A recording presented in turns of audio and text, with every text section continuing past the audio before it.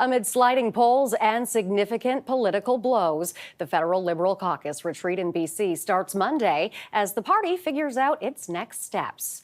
Prime Minister Justin Trudeau will face a fretful and strained caucus, with MPs looking for him to reveal his plan to address the political purgatory the party has endured for months. Over the summer, several Liberal MPs privately and publicly demanded a meeting with Trudeau after the devastating by-election loss of a Liberal stronghold in Toronto. All right, let's bring in Tom Mulclair, CTV News political commentator and former NDP leader. Tom, good to see you as always. Good to be with you, Renee. Now, the Prime Minister will be in British Columbia tomorrow with MPs looking for him to finally reveal his plan to address these dismal polling numbers that the party has endured for months. What do you think the plan is here? Well, I think that one of the things he's trying to do is change the channel a little bit. We know that Mark Carney is one of those people who's been waiting in the wings for a tap on the shoulders if Trudeau decides to step down. So Trudeau's trying to get ahead of that. He's bringing Carney into the caucus meeting, which is clever. Carney got beat up quite a bit for not having run for Trudeau in the 2021 election. You might recall there was a phase where all of the Liberal pundits and people who were their mouthpieces on the air were, every time his name came up, he said, yeah, but when we asked him to run, he didn't. So Carney's playing it smart as well. He's showing his availability. He's going into the caucus meeting. As for Trudeau himself, I think that your setup was pitch perfect. I don't think there's any better way to say it, Renee. Trudeau is in trouble with his own caucus. He knows that. He's in trouble in the polls. He knows that. The fact that Singh walked out this week is no help. And there are two by-elections coming up on Monday, the 16th, the same day Parliament goes back. And those could have a determining effect on Trudeau's future. One of them, in Winnipeg, the Liberals aren't in. It's basically a fight between the Conservatives and the NDP. NDP has a strong candidate, The Conservatives are throwing everything they can at it. They'd love to grab it.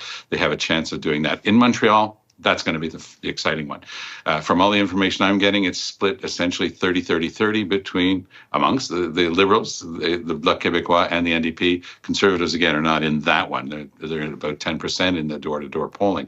So if Trudeau were to lose that one, it's a safe Liberal seat. It was David Lametti, the Attorney General's seat. If he loses that one, Renee, that will be huge trouble for Trudeau. So this is all against the backdrop of a very nervous caucus. And you know what? When you're a leader of a party, I talked to you a bit about that. You don't like it when your caucus is nervous. You like to have them buoyed up a bit, feeling good.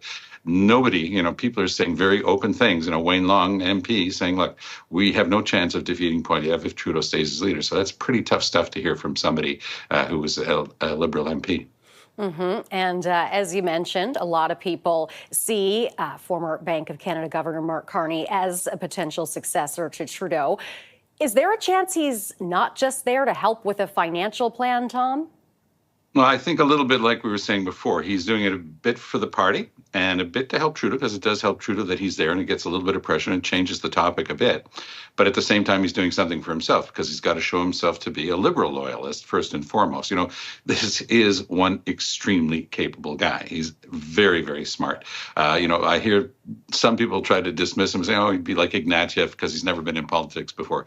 That'd be a serious mistake to compare Mark Carney to Michael Ignatieff, two totally different beasts. This guy grew up in the Northwest Territories, very humble roots, went on to the most amazing jobs. And even today, Renee, he's got a top job at the United Nations on climate change and finance. So, this guy is the real deal in terms of these very important jobs that he's had over the years. And the Liberals, are giving him a serious look. There are people in cabinet who are top-notch, think Chrystia Freeland, but every time anybody would talk to them in a debate or if they were to become the leader, they'd have to wear every single bad decision of Justin Trudeau. So I think that, the idea of freshness comes with Carney, and we'll see what type of reception he receives. I don't know if the cameras are going to be allowed to be there when Carney is introduced, but I'd love to see what type of applause he gets from the caucus. Is there a chance that Trudeau steps down at this meeting? Is there a chance he steps down ever? Well, when you saw this week when nobody saw the Jagmeet Singh's move coming, except Poilievre, who actually asked for it. But that sometimes these things do come out of the blue. With the return of Parliament, there is such thing as holding back. You can prorogue Parliament. We went through that famously with Harper, and then that would reset the schedule. It would dump a bunch of legislation. So I'm not sure he'd want to do that because there are things in there that Trudeau quite finds reasonably important for his future and for his legacy. But will Trudeau step down at some point? I still think that that's a real possibility. He's got another career ahead of him. There's tons of things that he could do in the private sector. This guy would be, command top dollar and be really in demand. But right now, his political fortunes are on the wane. I don't know if he actually believes that he's going to be taking on Poilievre. He says he is because he has no other thing that he can possibly say. Otherwise, he's a lame duck.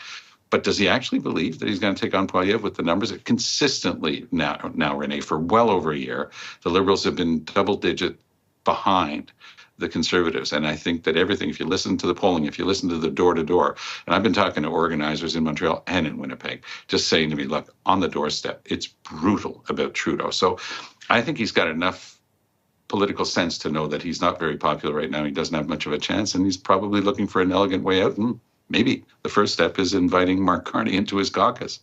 Very interesting. We will have to leave it there, Tom. Thank you very much for this chat, as always.